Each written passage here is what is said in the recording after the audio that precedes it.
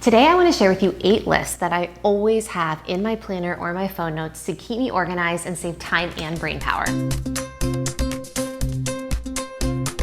I have my lists written on a Post-it. Now in real life they live in my planner or they live in my phone, but I wanted to make sure that I didn't forget anything. My first one is my doctor list. Now I like to have the appointment or the provider and approximately when I'm supposed to see them. Now it's different. If you know anything about insurance, which it feels impossible to know or understand, let me know if I'm wrong, but certain things you have to be past a year to go. So if I went last July 19th, it needs to be July I guess 20th or later to go this year, whereas the dentist, it's you can get 2 cleanings in a 12-month period. At least that's my understanding, but do not listen to me. I feel like I am a functioning, responsible, well-adjusted adult, but do not ask me questions. It's like the meme about taxes and square dancing in school. That's how I feel about appointments and all of that. Anyway, I digress. So these are appointments that I try to prioritize for my health and to go to. So I try to go to my primary care doctor once a year, my dermatologist, OBGYN,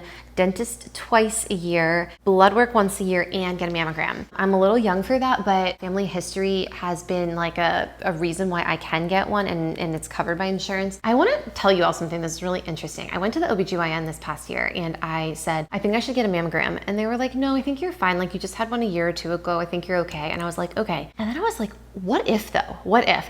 And I called them back and I was like, no, I want one.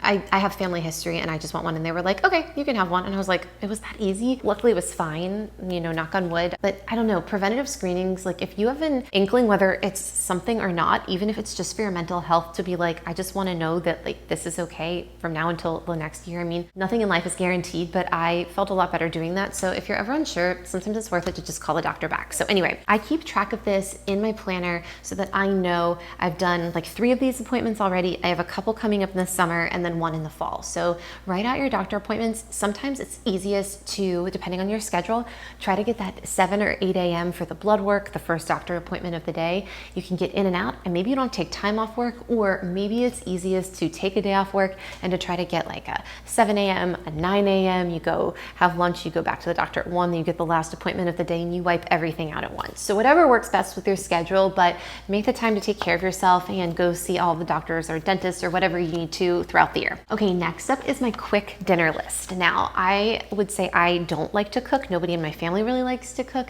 I live nearby family, which is amazing. So we all take turns and we eat together a lot. But a lot of the things, actually everything on here is super easy because none of us are people who are I unwind in the kitchen and I cook and I listen to music and I have a glass of wine. I don't think that's anybody in my immediate family, which is fine. It's certainly not me. I don't like to cook, but I do like to eat dinner.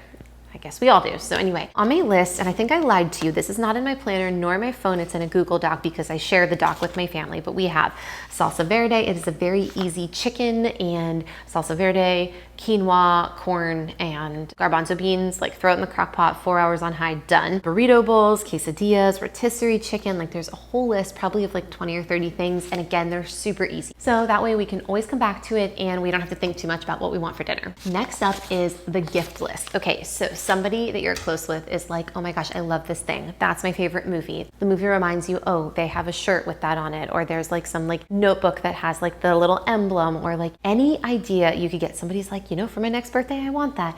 Whatever it could be, write it in your phone note or your planner. Have a running list of gift ideas. It could be for anybody in your life who you're going to gift. It could be for any event. It could be for a birthday. It could be just I was thinking of you. It could be a congratulations, Mother's Day, the holidays, anything. It makes your life so easy. 1, because you have this list of ideas. 2, you can always check back and see when maybe it goes on sale, when there's a coupon code for it, the best time to buy it. And it's so thoughtful because it's not okay, it's Christmas, what do you want? Or oh, it's your birthday, give me your wish list, or what can I get for you for your birthday? If you and this person exchange gifts and they told you something 6 months ago and you surprise them with it, they'll be wow, that was so thoughtful and you were really listening to me and I didn't even have to ask for it. So just a birthday idea, or I guess I should say gift list idea, is going to help you so much because then when it's time, you don't have to put that much thought into it. You already know what you want to get. Okay, I need my phone for this next one. This is my favorite one. So this is a seasonal look back. So I love the holidays, which I've talked about before, and my husband and I, we go all out. We like do all of the things, we go to all the places, and sometimes we travel. Well, this past year, it was crazy because it was the latest Thanksgiving could fall. So Thanksgiving fell, I think it was almost exactly 3 weeks between Thanksgiving and Christmas. We traveled a little bit, like Hanukkah fell at the beginning of Christmas last year. I think like it was super busy. And so at the end of it, we had like a sit down meeting and we did a reflection on the holiday of like what we want to do this year in 2025. And the reason for that is because this year in 2025, Thanksgiving is only one day later, meaning that this year is still going to be a super short holiday season. And so we put all of our ideas together. So we talk about like decor, when to start putting it up. It was like way too late, so we want to make sure we put the tree up before Halloween. And oh, I donated the menorah to my daughter's school, so we need to get a new one for decoration because we had like a decorative one. Oh, I love this one too. I wrote to myself a note and it says verbatim, do not under any circumstance buy wrapping paper in 2025. At the end of the holiday season, there were bins and bins of 70% off wrapping paper at Walmart, and I bought like 6. And we didn't really even need wrapping paper.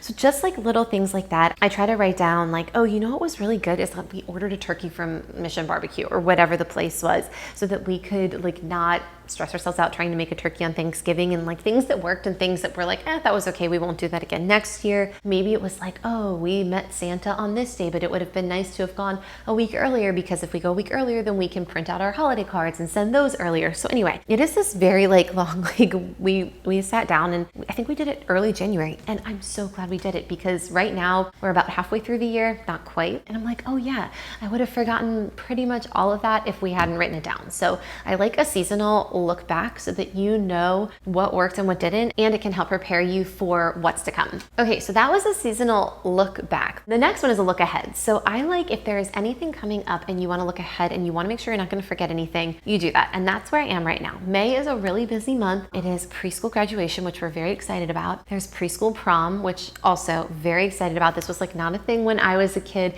And so my 5-year-old we just bought her a prom dress. And I was like, do you want a short dress or a long one? And she was like, a long gown. So we have purchased the gown. It's also Teacher Appreciation Week. It's the end of the year. I want to make sure that we do like enrollment for summer camp and like all of these things. It's super busy and I don't want to forget anything. So we have the seasonal, everything that's happened, but we also have this chunk of time that's coming up where there is a ton going on and I don't want to forget anything. So I have a list of everything, and it can be arranged. Like it's a little bit of wrapping up this school year, but I've also started a note of all of the back to school clothing items I've purchased for my daughter, because we get a lot of like cheap bike shorts and leggings at Walmart because $3 to $5, and she wears them so much, and you know, we go through them so quick and kids get big so fast. So anyway, like I don't want to overbuy, but I want to make sure we have enough. So I have a list of what I've started getting for back to school clothes and just trying to think about wrapping this school year up before camp. And then being in Florida, school starts so early. I'm used to like a late August, early September back to school, and down here it's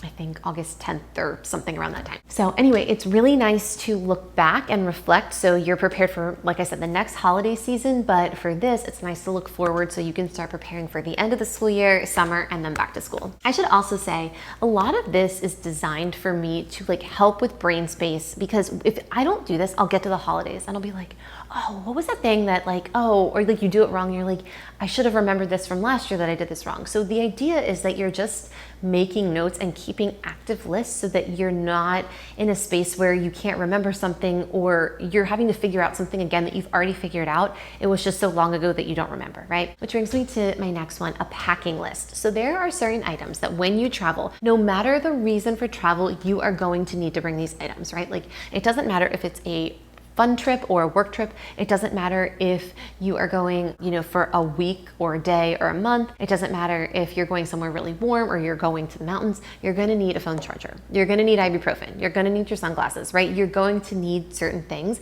Now, obviously, when you're traveling and you're going to different places, your packing list will adjust, but there is that main list. There is that main, like, I'm always going to need these core group of items. So having that list in your phone is super helpful, because then you can always refer back to it, and a few days before a trip, get the suitcase open, start throwing things in there. If you're like me, or if you're like my husband, he has this little like compartments, he's like super organized with the rolled t-shirts and their individual, I don't know why I'm doing this with my hands, like little animal, but like everything is super organized in his suitcase. I am not like that, though I aspire to be like that one day. But all that to say, you can start packing a few days in advance with those items that you know you're gonna need. You don't even have to think about it. You've got your list. You know, you need your sunglasses, you need your phone charger. Start putting stuff in there, and that way it takes some of the weight off. You know, it's not the day before and you're like, oh, what do I need to bring? What do I want to pack? Like, you've already started, then your suitcase is open. You're like, let me throw a bathing suit in there, or let me throw a sweatshirt in there. Oh, you know what? I'm gonna see so-and-so on this trip and I told them I bring them a whatever. I'm gonna throw that in there. So it kind of gets you just packing early. You're not as stressed leading up to a trip, and it's something that you can refer back to time and time again. All right, the next is a home maintenance list. Now, this doesn't matter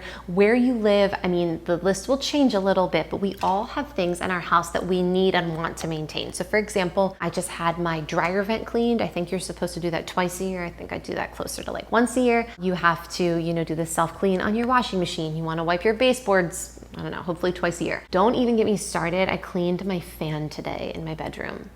That was really disgusting. Like, probably should be doing that more than the fact that I've never done it, right? That's getting added to the list. But these are all things that you want to put on a list, and it's also helpful to note when you last did them. So if you want to do it twice a year, you want to do it once a year, you want to do it quarterly, you can look back at this list and say, oh, this is what I need to do. This is when I last did it, and it helps you stay so organized in your space. And my last one is the house projects. So this is one that's more fun than anything else, but it helps me think about, speaking of my house, what do I want to do next, right? So we've had the same dining room table for, I don't know, like 12 or 14 years. It's been a really long time. One of the chairs broke a long time ago and we like used crazy glue, and miraculously it's been 10 years and this chair is still fine. But we've been thinking about getting a table that's slightly bigger for when our family is all having dinner together, and just, you know, it's on the list. But sometimes it's just not a good time. You are not in a place where you want to spend that kind of money, or it's just like you're